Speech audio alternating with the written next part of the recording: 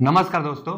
BSPSL TG3 Bihar में जो technician पदों के लिए भर्ती आई थी, जिसका बहुत जल्द अब एग्जाम होने वाला है, उसी का प्रीवियस ईयर का क्वेश्चन हम सोल्यूशन कराते आए हैं। प्ले लिस्ट बन गया है, आप जाकर देख लीजिए। बहुत ज्यादा क्वेश्चन का सोल्यूशन करा दिया है। 27/11/2018 शिफ्ट 1 और पार्ट 3 आज का हम वीडियो लेकर आए हैं। पार्ट 3 का मतलब ये है कि हम 83 से आगे क्वेश्चन लेकर आए हैं। 83 से पहले क्वेश्चन अथवा 27/11/2018 से पहले क्वेश्चन आपको देखना है तो प्लेलिस्ट बन गया है। आप जाइए चैनल पर और प्लेलिस्ट से आप पूरा जितना क्वेश्चन हम बताए हैं सबको देख सकते हैं, क्योंकि प्रीवियस ईयर के क्वेश्चन से क्वेश्चन का लैंग्वेज पता चलता है, एग्जाम का लेवल पता चलता है, कहां से क्वेश्चन बनाता है, कौन सा अध्याय और कैसा न्यूमेरिकल आता है, सब जानकारी चल जाएगी। तो प्रीवियस ईयर का क्वेश्चन लगाना बहुत जरूरी है। तो प्रीवियस ईयर का जो आज पार्ट 3 27/11 का है, पहला क्वेश्चन देखते हैं इसको। पहला क्वेश्चन जो दिया है, पहला क्वेश्चन कि 230 वोल्ट रेटेड लैंप 1000 लक्स की, एक लैंप है जो 1000 लक्स की प्रतिदीप्त देता है, रोशनी जो देता है एक लैंप 1000 लक्स देता है। लैंप की mean spherical candle power MSCP कहते हैं। मीन स्फेरिकल कैंडल पावर का मान कितना होगा, कई बार इसका फॉर्मूला पूछ लेता है। तो देखिए हम बताते हैं। मीन स्फेरिकल कैंडल पावर का जो फॉर्मूला होता है, टोटल जितना लूमेन है वही, टोटल लक्स चाहे टोटल लूमेन बटा में 4 पाई। एक आता है ना कि सेमी स्फेरिकल कैंडल पावर, उसके बटा में 2 पाई होता है। और यहां क्या पूछा है, मीन स्फेरिकल कैंडल पावर। तो मीन स्फेरिकल कैंडल पावर मतलब 4 पाई का मतलब क्या होता है, 4 पाई मतलब सभी दिशाओं में, चारों एंगल के लिए 4 पाई यहां पर बता रहा है, सभी दिशाओं के लिए। एक 2 पाई आता है, जैसे कोई भी गोला होगा तो गोला, अब यहाँ लैंप दिया है तो गोलाकार लैंप के लिए देता है ये सब सवाल। तो अब इसके सभी सतहों से निकलने वाले के लिए 4 पाई, क्योंकि गोला का वक्रपृष्ठ 4 पाई आर होता है ना, इसलिए 4 पाई। मी और एक होता है सेमी स्फेरिकल कैंडल पावर। तो सेमी स्फेरिकल कैंडल पावर सिर्फ आधे गोला से होता है, इसलिए 2 पाई आ जाता है। अच्छा, यही पूछा भी है मीन स्फेरिकल कैंडल पावर, तो मान भर देते हैं। कितना मान दिया है, 1000 लक्स दिया है। 1000 लक्स टोटल लूमेन भरना ही है। अब बटा में 4 पाई, पाई का मान कितना होता है बाबू, 3.14 होता है। अच्छा जी, 3.14 अगर है ना, तो इसको हम लोग 22/7 भी रख सकते हैं ना, पाई का मान, कोई बात नहीं।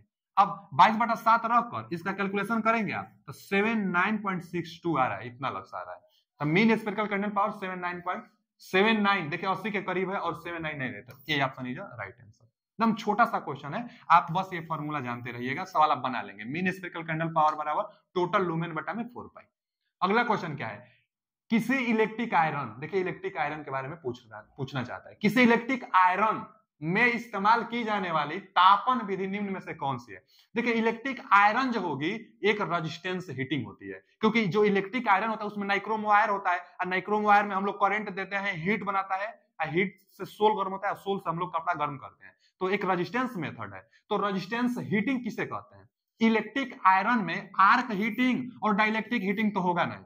इलेक्ट्रिक आयरन में रेजिस्टेंस हीटिंग होता है। और रेजिस्टेंस हीटिंग किसे कहते हैं, तो जब किसी हाईली रेजिस्टिव मटेरियल को एसी अथवा डीसी सप्लाई देते हैं तो उससे हीट उत्पन्न होती है, इसी को रेजिस्टेंस हीटिंग कहते हैं। Resistance heating, highly resistive material को सप्लाई देने से जो हीट उत्पन्न होती है उसी को रेजिस्टेंस हीटिंग कहते हैं। और रेजिस्टेंस हीटिंग 2 प्रकार का होता है, कौन कौन, तो एक डायरेक्ट रेजिस्टेंस हीटिंग होता है और एक इनडायरेक्ट रेजिस्टेंस हीटिंग होता है। जो डायरेक्ट रेजिस्टेंस हीटिंग होता है, इसमें मटेरियल डायरेक्ट कनेक्टेड होता है उस पदार्थ से, जिस पदार्थ को हम लोग सप्लाई दे रहे हैं और जिस पदार्थ को गर्म करना है, दोनों एक दूसरे से संपर्क में रहते हैं, उसको डायरेक्ट रेजिस्टेंस हीटिंग कहते हैं। और जो इनडायरेक्ट रेजिस्टेंस हीटिंग होता है, इसमें पदार्थ और जिसको सप्लाई, जिस राड को हम लोग सप्लाई देते हैं, वो दोनों डायरेक्टली कनेक्टेड नहीं होते हैं। जैसे देखिए एक बॉक्स से हम बना लेते हैं। अब क्या है ना कि इसमें 2 राड हम लगा देते हैं, इसमें एक मटेरियल हम भर देते हैं, इसी मटेरियल को गर्म करना है। अच्छा, इस मटेरियल को गर्म करना है, जो राड है 2, इसको एक पॉजिटिव एक नेगेटिव, एसी अथवा डीसी कोई भी सप्लाई दे दीजिए। तो हाईली रेजिस्टिव 2 राड है और दोनों राड को हम सप्लाई दे रहे हैं, तो राड से जो ऊष्मा निकलेगी वो डायरेक्ट इस मटेरियल से कनेक्टेड है। जो राड है जिसको सप्लाई दे रहे हैं वो डायरेक्ट मटेरियल से कनेक्टेड है। तो ये डायरेक्ट रेजिस्टेंस हीटिंग मेथड हो गया, डायरेक्ट रेजिस्टेंस हीटिंग मेथड।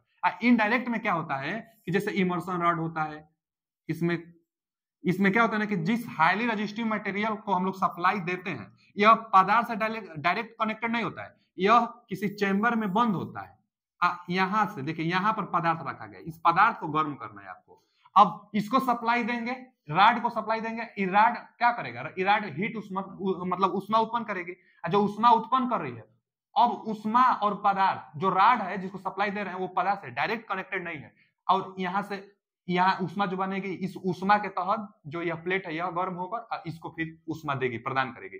यह राड इस प्लेट को देगा जिसमें बंद है, वह प्लेट फिर पदार्थ को गर्म करेगा। तो यह इनडायरेक्ट रेजिस्टेंस हीटिंग हो गया। नामे से पता चल रहा है कि जो पदार्थ जिसको गर्म करना है वह इनडायरेक्ट कनेक्टेड है, मतलब डायरेक्टली कनेक्टेड नहीं है यहाँ पर जिसको सप्लाई दे रहे हैं उससे, यहाँ डायरेक्टली कनेक्टेड है। डायरेक्ट रेजिस्टेंस हीटिंग और इनडायरेक्ट रेजिस्टेंस हीटिंग।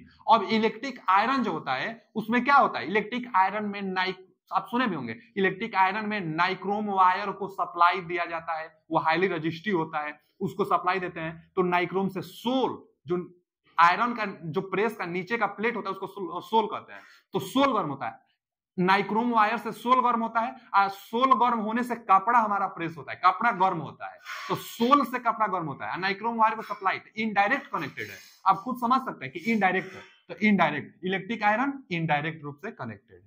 आते हैं अगले क्वेश्चन की तरफ। जो गीजर वोजर होता है ना, गीजर पानी गर्म करने वाला इमर्शन राड, ये सब क्या है, इनडायरेक्ट। अगर जिसको गर्म करना, गीजर इनडायरेक्ट है, जिसको गर्म करना है वो डायरेक्टली पदार्थ से कनेक्टेड हो तब हम लोग डायरेक्ट, डायरेक्टली कनेक्टेड नहीं हो तो इनडायरेक्ट। गीजर में जो इमर्शन रॉड होता है वो डायरेक्टली पानी से कनेक्टेड नहीं होता है, वो एक चैम्बर में होता है, चैम्बर गर्म होकर पानी को गर्म करता है, इसलिए वह इनडायरेक्ट रेजिस्टेंस हीटिंग हो जाएगी।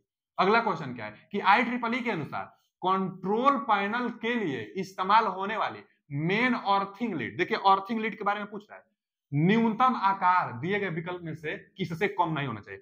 मतलब पूछ रहा है ना कि पावर सर्किट में, जैसे जहां जनरेशन स्टेशन होता है, जहां से बिजली बनाई जाती है वहां पावर सर्किट होता है, हाईली वोल्टेज होता है, तो अर्थिंग का न्यूनतम आकार किससे कम नहीं होना चाहिए। जो अर्थिंग लीड वायर है न्यूनतम आकार किससे कम नहीं होना चाहिए, तो अर्थिंग वायर पावर सर्किट के लिए 8 SWG, 8 SWG से कम नहीं होना चाहिए, तो B option is right answer. Control panel मतलब वही होता है पावर सर्किट, पावर सर्किट के लिए अर्थिंग वायर जो होता है 8 SWG से कम नहीं होना चाहिए। अब SWG क्या है, तो वायर का व्यास मापने वाला एक साइज होता है, इसका फुल फॉर्म होता है स्टैंडर्ड वायर गेज। SWG का full form standard wire gauge. यह एक डिवाइस होता है जिसमें होल बना होता है, अलग अलग साइज का होल बना रहता है, जो जितना ज्यादा होल रहेगा उसका साइज उतना कम। जैसे यह ना 0 साइज, यहाँ 1 साइज, 2 साइज, 3 साइज, कहाँ होता है, तो 0 नंबर से 36 नंबर, 0। कई बार तो यह भी पूछ देता है कि स्टैंडर्ड वायर गेज की साइज कहां से कहां तक होती है, तो 0 से 36 तक स्टैंडर्ड वायर गेज पर साइज होती है। यह व्यास को मेजर करता है, स्टैंडर्ड वायर गेज वायर का व्यास को मेजर करता है। पावर सर्किट के लिए 8 SWG। लेकिन घरों के जो वायरिंग होते हैं, कई बार पूछता है कि घरों की वायरिंग में अर्थिंग का आकार न्यूनतम कितना होना चाहिए, तो घरों की वायरिंग में अर्थिंग का आकार 14 SWG का होना चाहिए। तो 14 SWG घरों की अर्थिंग वायर में, और 8 SWG होता है। अगर 8 नहीं देता तो फिर 10 को हम लोग लगा देते, अगर 8 नहीं दिया होता तब, 8 दिया है तो 8 SWG अर्थिंग का पावर सर्किट में आकार होता है। अगला क्वेश्चन क्या है, घरेलू विद्युत वायरिंग में लाइट लोड किससे अधिक नहीं होना चाहिए। भैया लाइट लोड पूछा है तो 800 वाट, अगर पावर सब सर्किट पूछता तो 3000 वाट। दो प्रकार का होता है ना, एक होता है लाइट फैन सब सर्किट, एक होता है पावर सर्किट। देखिए जो लाइट फैन सर्किट होता है, लाइट फैन सब सर्किट जो होता है, यह 800 वाट और 10 पॉइंट ले सकता है, मतलब बना सकते हैं 800 वाट और 10 पॉइंट बना सकते हैं लाइट और फैन के सर्किट के लिए। और यहाँ पावर सर्किट जैसे AC चलाना हो, रेफ्रिजरेटर चलाना हो, जहां पावर ज्यादा, हीटर चलाना हो जहां पावर ज्यादा लगती है, उसको पावर सर्किट कहते हैं। और यहाँ पर 3000 वाट एक बोर्ड में दे सकते हैं और उसमें 2 पॉइंट रख सकते हैं। यहाँ पर एक बोर्ड में 10 पॉइंट रख सकते हैं, 800 वाट का लोड दे सकते हैं, और वहां पर एक बोर्ड में 3000 वाट सप्लाई दे सकते हैं, मतलब उतना वाट तक, और 2 पॉइंट बना सकते हैं। तो यहाँ लाइट सब सर्किट पूछा था, लाइट लोड के लिए तो 800 वाट, ये ऑप्शन इज राइट आंसर। अगला क्वेश्चन क्या है कि VVF स्पीड कंट्रोल विधि इंडक्शन मोटर के लिए व्यापक रूप से प्रयुक्त की जाने वाली विधि है। सही बोला है, इंडक्शन, देखिए ना क्या पूछा है कि स्पीड कंट्रोल विधि इंडक्शन मोटर में व्यापक रूप से प्रयुक्त की जाने वाली विधि है। सही है, जो variable voltage variable frequency speed control method होता है, इंडक्शन मोटर की स्पीड कंट्रोल करता है, जिसका प्रयोग ज्यादा किया जाता है। तो पूछा क्या है कि VVF कंट्रोल का पूरा नाम बताइए, तो भैया हम अभी बताए हैं, वेरिएबल वोल्टेज वेरिएबल फ्रीक्वेंसी, कई बार आ भी चुका है, variable voltage variable frequency, C option is right answer. Triple VF variable voltage variable frequency, इसका फुल फॉर्म होता है जो इंडक्शन मोटर की स्पीड को कंट्रोल करने में उपयोग किया जाता है। अगला क्वेश्चन क्या है, वेरिएबल फ्रीक्वेंसी ड्राइव। अच्छा, वेरिएबल फ्रीक्वेंसी ड्राइव पूछा है, वेरिएबल फ्रीक्वेंसी ड्राइव।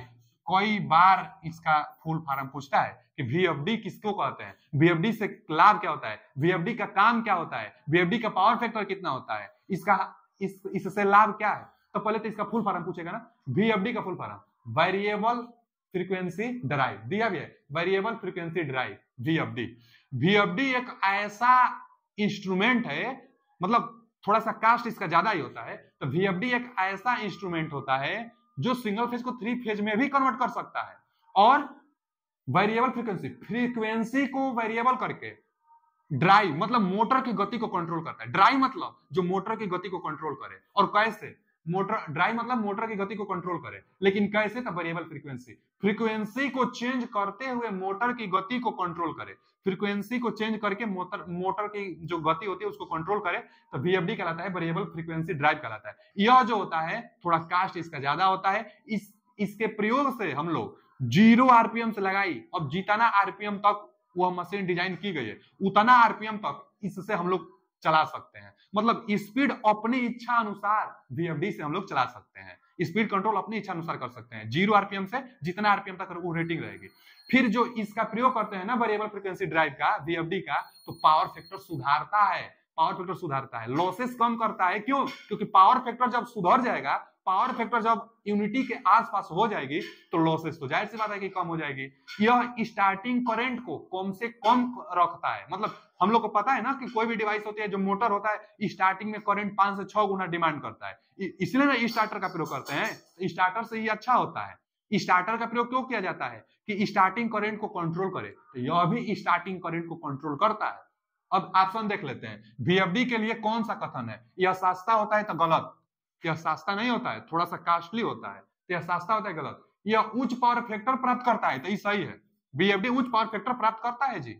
आगे, यह स्टार्टिंग करंट को कम करता है, यह भी सही है। हम अभी बताया ना कि स्टार्टर की जगह पर इसका प्रयोग किया जाता है, स्टार्टर से लाख गुना यह बेहतर होता है, स्पीड भी कंट्रोल करते हैं हम लोग के अनुसार, और पावर फैक्टर भी सुधारता है, और स्टार्टिंग करंट को भी कम करता है। तो स्टार्टिंग करंट को अधिक करता है तो ये गलत है, स्टार्टिंग करंट को कम करता है। आगे, इसका स्थापन सरल है, तो ये सही है, इसका स्थापन सरल है।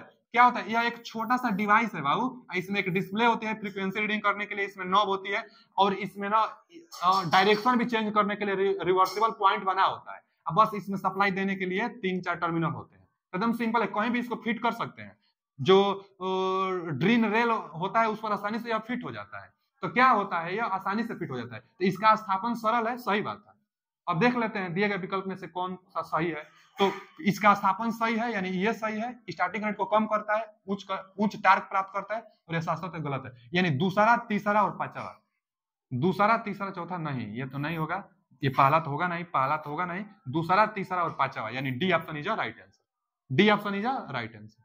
आते हैं अगले क्वेश्चन की तरफ। अगला क्वेश्चन क्या है कि विखंडन द्वारा पैदा की गई उष्मा, नाभिकीय विखंडन में जो उष्मा पैदा होती है, विखंडन द्वारा पैदा की गई उष्मा जैसे ही मुक्त होता है, जैसे ही उष्मा बनता है, मुक्त होता है, निकलता है, जैसे उष्मा बनता है, उसे जितना हो सके उतनी तेजी से निकालने के लिए प्रयुक्त वस्तु को क्या कहा जाता है। तो उष्मा जितना जल्दी हो सके उसको कंट्रोल करने को कूलेंट कहते हैं। कूलेंट का कार्य होता है उष्मा को, देखिए कूलेंट का काम ही होता है उष्मा को कंट्रोल करना, उष्मा को नियंत्रित करना, उष्मा को ऑब्जर्व करना। तो रिएक्टर कूलेंट का प्रयोग करते हैं उष्मा को उत्पन्न हुई उष्मा को जितना जल्दी हो सके उतना तेजी से बाहर निकालने के लिए, चाहे ऑब्जर्व करने के लिए, तो कूलेंट का प्रयोग किया जाता है। अब कूलेंट में क्या, तो जल का प्रयोग किया जाता है, भारी जल भी, नाइट्रोजन भी, CO2 भी। तो बहुत मतलब CO2 एक बर्फ भी होता है ना, कोल्ड CO2 को क्या कहते हैं हम लोग, CO2 जो होता है तो कार्बन डाइऑक्साइड होता है, और एक कोल्ड बर्फ भी होता है, तो CO2 का इस्तेमाल करते हैं, N2 का इस्तेमाल करते हैं, D2O का इस्तेमाल करते हैं कूलेंट के रूप में। अब एक होता है नाभिकीय, जो नाभिकीय न्यूक्लियर जो पावर प्लांट होती है, तो उसमें एक मॉडरेटर भी इस्तेमाल किया जाता है। तो मॉडरेटर का कार्य क्या होता है, मॉडरेटर मतलब मध्यस्थ, जो न्यूट्रॉन की गति को कम करे उसको मॉडरेटर कहते हैं। उसके बाद होता है एक रिफ्लेक्टर, तो जो हमारा जो रिएक्टर बना होता है उसके सरफेस पर रिफ्लेक्टर लगा रहता है, यह रिफ्लेक्टर बेरिलियम का बना रहता है। अब मॉडरेटर किसका बना होता है, एक तो होता है कंट्रोलर, मतलब कंट्रोल, तो रिएक्शन की रिएक्शन को कंट्रोल करने के लिए कंट्रोल बना होता है। कंट्रोल किसका होता है? तो यह कैडियम का कंट्रोल, कैडियम का बना होता है, कैडियम अथवा बोरान का। और कूलेंट, तो कूलेंट हम बताए थे, भारी जल होता है, नाइट्रोजन होता है। फिर रिफ्लेक्टर बेरिलियम का होता है। और मॉडरेटर किसका होता है? तो D2O, भारी जल अथवा ग्रेफाइट, ग्रेफाइट, ग्रेफाइट, भारी जल अथवा ग्रेफाइट का होता है। तो मॉडरेटर क्या करता है? तो न्यूट्रॉन की गति को, आगे क्वेश्चन पूछ रहा है यह, तो मॉडरेटर का कार्य है न्यूट्रॉन की गति को कंट्रोल करना, भारी जल अथवा ग्रेफाइट से करते हैं। रिफ्लेक्टर बेरिलियम का लगा होता है। कूलेंट बता ही दिए हैं हम अभी कि D2 और N2 का होता है। और कंट्रोलर जो होता है कैडियम का होता है, कैडियम अथवा बोरान का कंट्रोलर होता है। आगे थर्मल पावर प्लांट में इकोनोमाइजर का मुख्य भूमिका क्या है? इकोनोमाइजर का, देखिए इकोनोमाइजर कहां होता है, पहले इसको देखिए। यही ना है थर्मल पावर प्लांट का वर्किंग डायग्राम। तो थर्मल पावर प्लांट का वर्किंग डायग्राम की कौन कहां होता है, कैसे कार्य करता है, इसका यही डायग्राम है। पूरा प्रीवियस ईयर जाइए प्लेलिस्ट में और प्रीवियस ईयर का देखिए, पूरा जो होता है इसका फंक्शन हम आपको समझा दिए हैं। यहाँ पर बस पूछा है इकोनोमाइजर का कार्य। देखिए यहाँ पर लगा रहता है इकोनोमाइजर। इस इकोनोमाइजर को आप ध्यान से देखिएगा। इकोनोमाइजर का कार्य क्या होता है, पहले ये देखिए कि यहाँ से ना जो जल उठता है, जो जल बनता है, यहाँ से जल आएगी, तीर भी दिया है, यहाँ से जल आएगा, ठीक है, तीर दिया है। जल कहां से, जो नदी होती है ना, नदी में से, रिवर में से जल आएगा, और जल इकोनोमाइजर की सहायता से बॉयलर में जाता है। बॉयलर वही पदार्थ है जहां पर कोयला जलता है, थर्मल पावर प्लांट है, तो जहां पर कोयला जलता है, और कोयला जब जलेगा तो उष्मा, जो उष्मा आएगी, जो पानी होगा, पानी को गर्म करेगा बॉयलर में। तो पानी इकोनोमाइजर के रास्ते से बॉयलर में पहुंचता है। तो इकोनोमाइजर का कार्य क्या है भैया?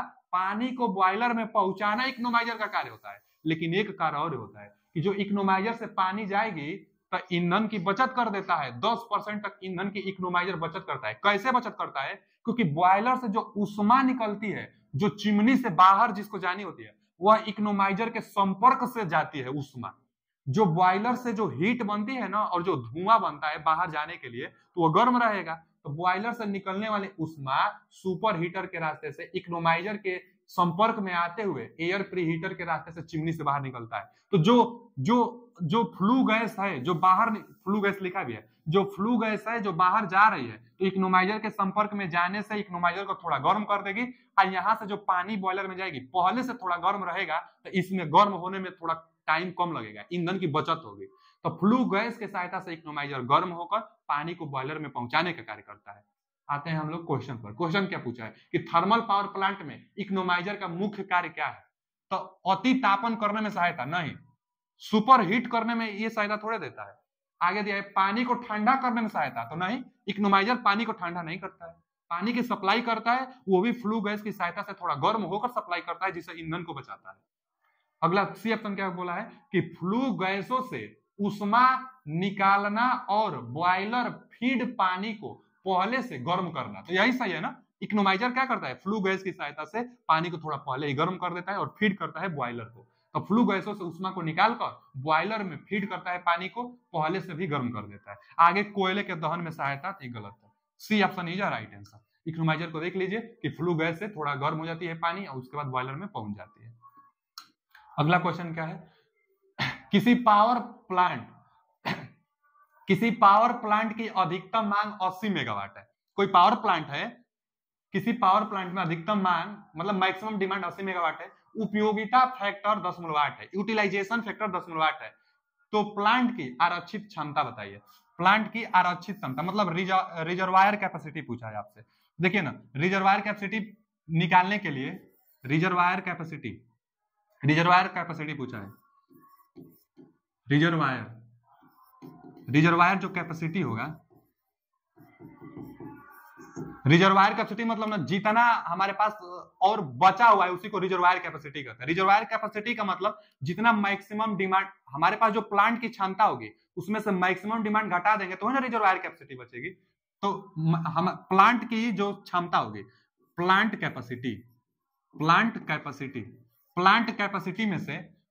कैपेसिटी में से जो मैक्सिमम डिमांड होगा उसको घटा देंगे। प्लांट की टोटल क्षमता में से मैक्सिमम डिमांड को घटा देंगे, रिजर्वायर कैपेसिटी बचेगी, जो बच जाएगा वही कैपेसिटी बचेगी।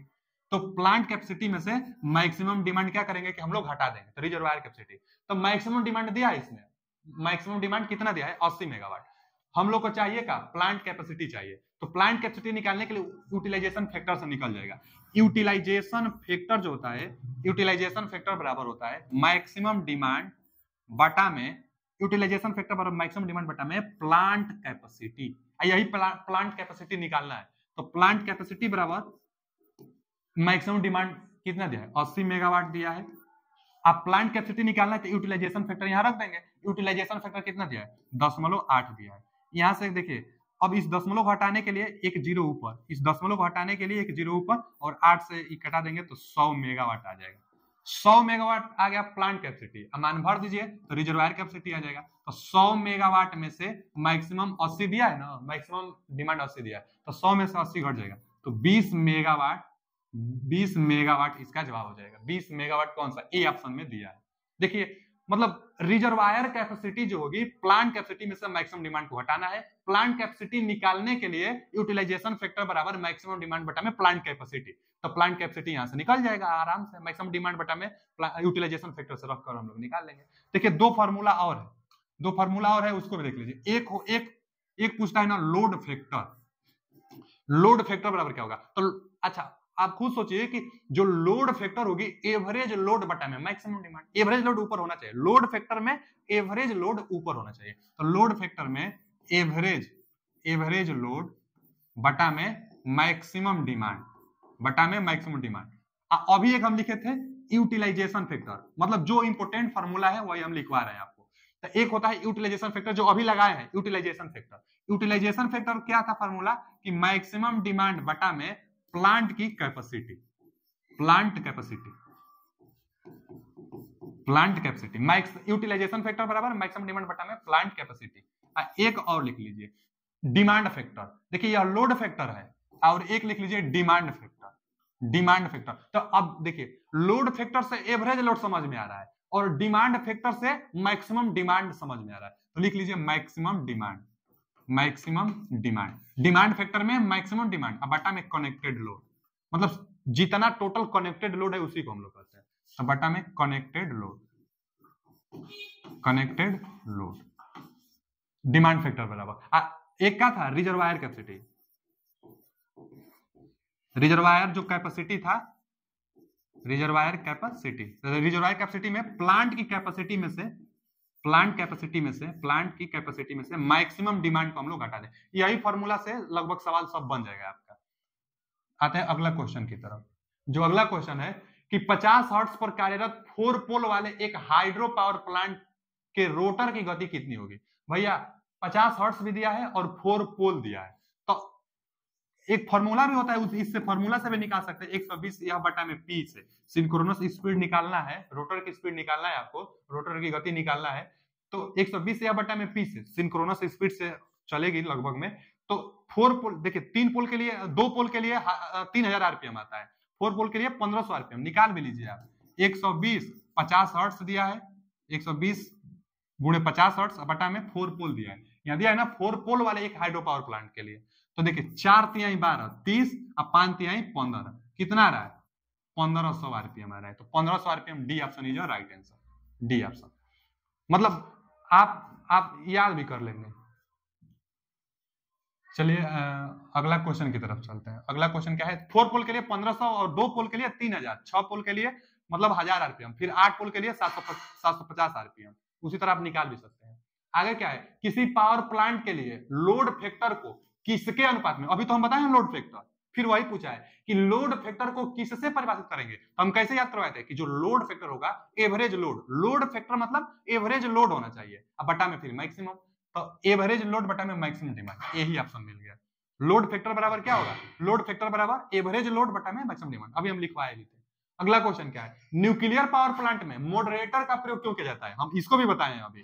मॉडरेटर जो होगा न्यूट्रॉन की गति को कंट्रोल करेगा, आप कंट्रोलर रिएक्शन को कंट्रोल करता है। जो नाभिकीय विखंडन में रिएक्शन होगी, जैसे एक न्यूट्रॉन 3 टुकड़ा में टूटता है, फिर वह एक न्यूट्रॉन 3 टुकड़ा में तोड़ता है, तो रिएक्शन बढ़ती जाती है। तो रिएक्शन को कंट्रोल करता है कंट्रोलर रॉड। कंट्रोलर रॉड कैडियम चाहे बोरान का बना होता है। एक होता है मॉडरेटर जो D2O भारी जल का बना होता है अथवा ग्रेफाइट का। तो ये क्या करता है, न्यूट्रॉन की गति को कम करता है, न्यूट्रॉन की गति को कम। मॉडरेटर का कार्य न्यूट्रॉन की गति को धीमा करता है, न्यूट्रॉन की गति को कम करता है मॉडरेटर। अगला क्वेश्चन क्या है, अगला क्वेश्चन है कि किसी जनरेशन स्टेशन की अधिकतम मांग 50 मेगावाट है। ठीक है जी, वो तो उसका जनरेटिंग स्टेशन है। पूछा क्या है कि प्रति KWH लागत कितना होगा। क्या पूछा है कि प्रति यूनिट लागत कितना होगा। तो प्रति यूनिट लागत हम लोगों से पूछा है, तो पहले ये निकालेंगे कि टोटल लागत कितना आ रहा है, टोटल खर्चा कितना आ रहा है। अच्छा, यहां भी दिया है कि प्रति वर्ष उत्पादित यूनिट की संख्या 300 × 10⁶ यूनिट है। तो यानी प्रति वर्ष यूनिट की संख्या 300 × 10⁶ है। टोटल यूनिट इतना दे दिया है, अब प्रति यूनिट का मान पूछा है हम लोगों से, तो टोटल खर्चा निकालना जरूरी है। और टोटल खर्चा निकालने के लिए ऊपर दिया है, क्या दिया है कि पूंजीगत लागत, जो कैपिटल कॉस्ट होती है पूंजीगत लागत, वो 150 × 10⁶ दिया है। सालाना लागत दिया ही है, तो सालाना लागत दिया है 9 × 10⁶, और मजदूरी और वेतन दिया है 6 × 10⁶। ब्याज और मूल्य ह्रास दिया है 10%। तो जो ब्याज चाहे मूल्य ह्रास होगा ना, कैपिटल कास्ट पर लगेगा, तो निकाल लेते हैं ब्याज चाहे मूल्य ह्रास। ब्याज टोटल कितना लग रहा है, ब्याज और मूल्य ह्रास, मतलब टोटल ब्याज और मूल्य ह्रास कितना लग रहा है, तो 10% लग रहा है। इसका कैपिटल कास्ट का कभी भी लगता है, तो 10 × 10⁶ कितना, 10%। 10% माने 10/100, 10 से 10, 10 से 10, यानी 15 × 10⁶ रुपए। रुपए में होगा, देखिए रुपए में दिया है, तो 15 × 10⁶ इतना तो ब्याज लगेगा सालाना।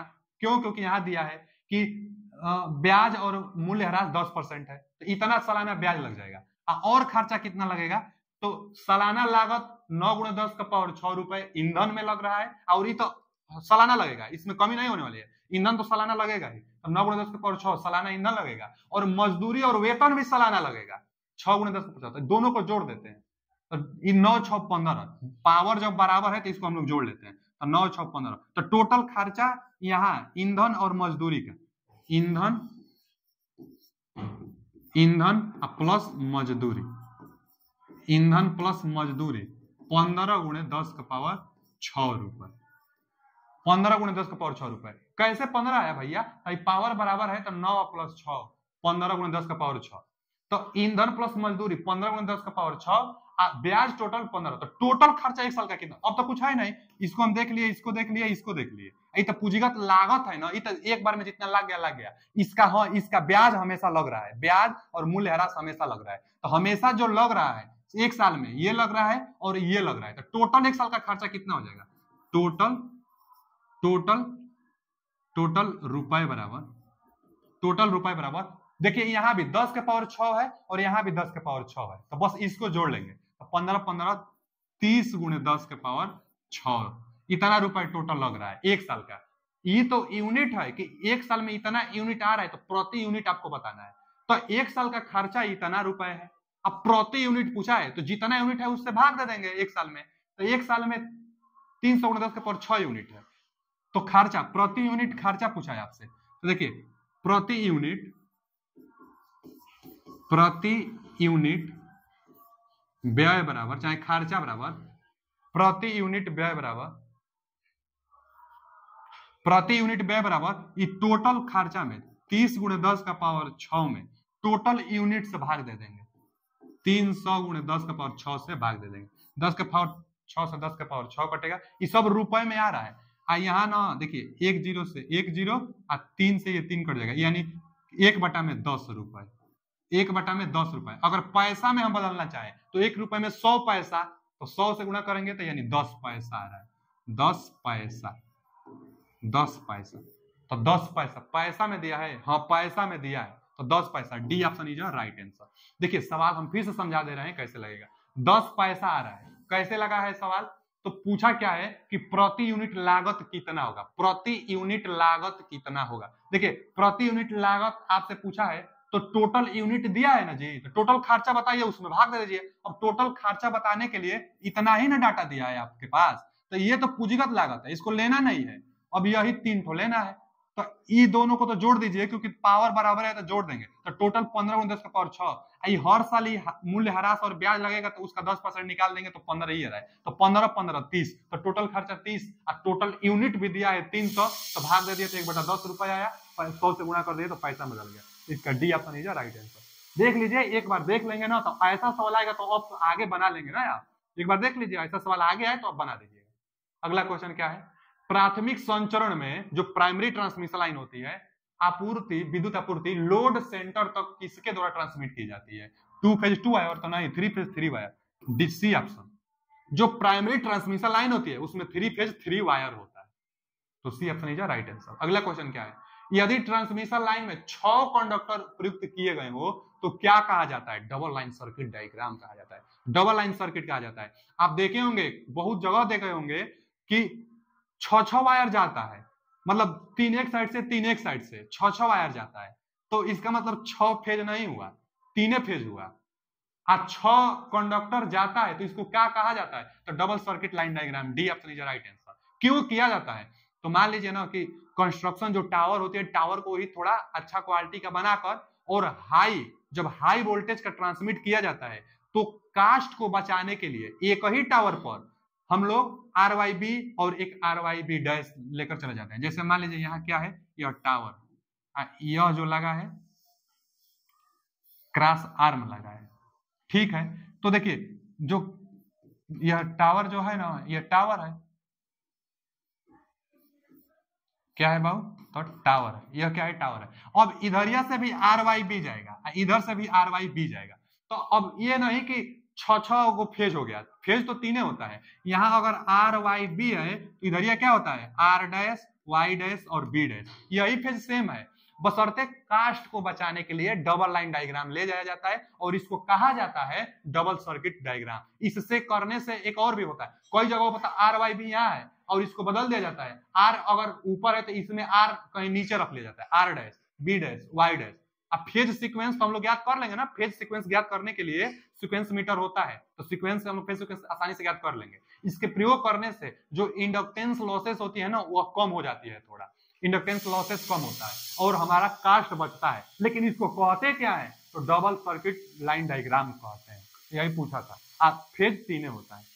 अगला क्वेश्चन क्या है कि ओवरहेड कंडक्टर का क्रॉस सेक्शनल क्षेत्र 3 सेमी स्क्वायर है, यह 150 मीटर के एक स्पैन के लेवल स्पोर्ट से समर्थित है। यदि कंडक्टर का विशिष्ट भार 7800 किग्रा प्रति मीटर क्यूब है, मतलब स्पेसिफिक वेट दिया है कंडक्टर का, और कार्यरत प्रतिबल मतलब वर्किंग स्ट्रेस दिया है 1000 किग्रा प्रति सेमी स्क्वायर है, तो कार्यरत टेंशन बताए, वर्किंग टेंशन कितना होगा? भैया एक फॉर्मूला आता है इसके लिए, आप लिख लीजिए, याद कर लीजिए, शायद पहली बार आ रहा है। वर्किंग टेंशन बराबर, वर्किंग टेंशन मतलब क्या? कार्य तनाव, कार्यरत तनाव। वर्किंग टेंशन बराबर working stress, working stress, working stress गुणे कंडक्टर का एरिया, वर्किंग स्ट्रेस गुणे कंडक्टर का एरिया। कंडक्टर का एरिया का मतलब cross sectional area, cross sectional area. तो अब आगे वर्किंग स्ट्रेस दिया है ना इसमें, देखिए ना,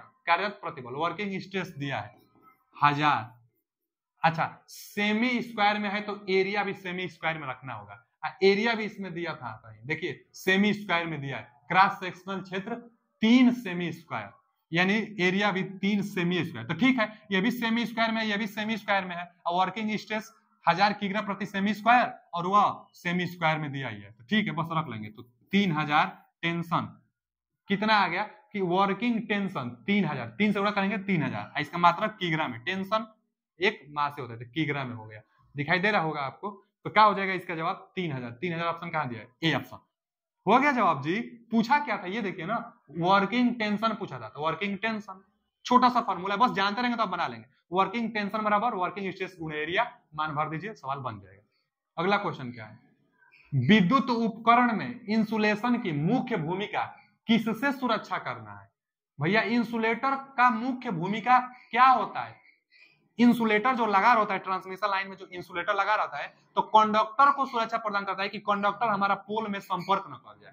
तो वही पूछा है कि विद्युत उपकरण में इंसुलेटर की मुख्य भूमिका किससे सुरक्षा प्रदान करना है? थर्मल इंसुलेटर से तो नहीं, हीट इंसुलेट से तो ये भी नहीं, इलेक्ट्रिक कंडक्टर से तो ये सही है। इलेक्ट्रिक जो कंडक्टर होता है, जो इलेक्ट्रिक कंडक्टर होता है उससे सुरक्षा इंसुलेटर प्रोवाइड कराता है, क्योंकि जो इंसुलेटर बना रहता है,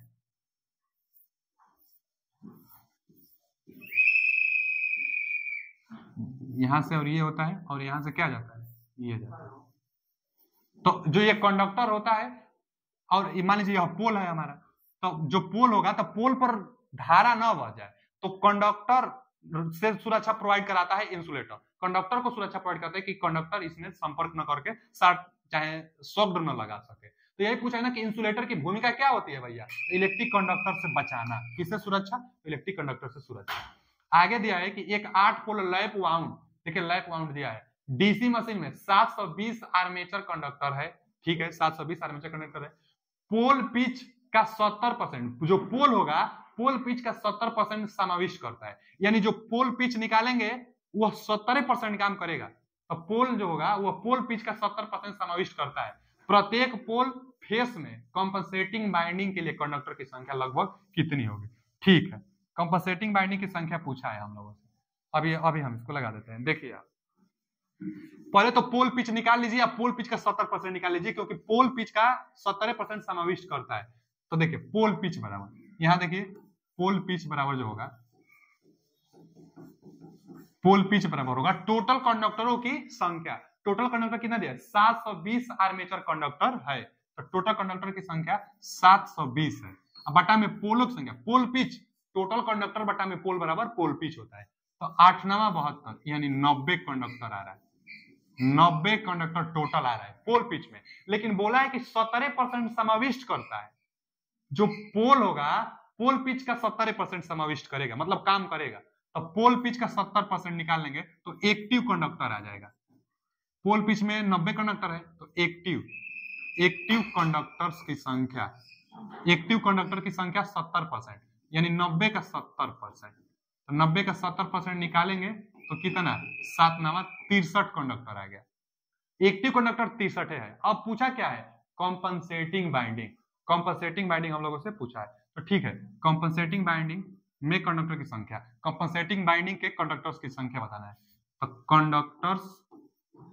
conductors number of conductors in compensating binding, चाहे कंपनसेटिंग बाइंडिंग है सीधा लिख देते हैं, कंपनसेटिंग बाइंडिंग में कंडक्टर्स की संख्या, कंपेंसेटिंग बाइंडिंग में कंडक्टर्स की संख्या, कंपनसेटिंग बाइंडिंग में कंडक्टर की संख्या, कितना बाइंडिंग अब बच गया, कितना वायर बच गया 63, कितना पोल है बचा 63 है ना कंडक्टर, अब एक्टिव बचा तो 63 कंडक्टर का पोल कितना है टोटल, तो पोल 8 पोल है, तो 8 से इसमें हम लोग भाग दे देंगे।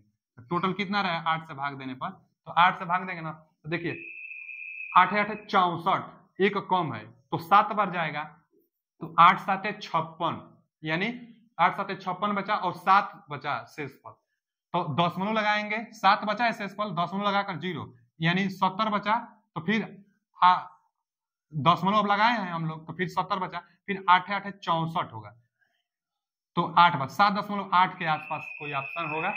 अच्छा कंडक्टर, टोटल कंडक्टर बताना है, तो 7 के आसपास कंडक्टर यही एक है 8, 7.8 मतलब 8 कंडक्टर टोटल लग रहा है, तो D option is right answer. 8 conductor पर पोल, हम पर पोल निकाले हैं क्योंकि 8 पोल, टोटल पोल 8 है, टोटल पोल से भाग दें तो पर पोल आया ही है, तो 8 कंडक्टर प्रति पोल आ रहा है। कैसे निकला है, देखिए सवाल पढ़ लेंगे। लैप वाउंड है, टोटल 720 आर्मेचर कंडक्टर है और पोल पिच का 70% समाविष्ट करता है, तो पोल पिच का, तो पोल पिच निकाल लिए और उसका 70% यानी एक्टिव कंडक्टर 63 आया। अब यही से कॉम्पनसेटिंग बाइंडिंग करना है, तो जितना पोल है उससे भाग दीजिए, 8 पोल है तो 8 से भाग दीजिए, तो 8 के जवाब आसपास आया, तो D option is right answer. अगला क्वेश्चन क्या है, अच्छा 100 क्वेश्चन हो गया है, 100 क्वेश्चन हो गया, तो आज के लिए इतना ही। अगर वीडियो अच्छा लगा हो तो लाइक सब्सक्राइब एंड कमेंट कीजिए, और आपके लिए और बेहतर क्या कर सकते हैं कमेंट करके बताइए, आपके कमेंट का इंतजार है। थैंक यू, धन्यवाद।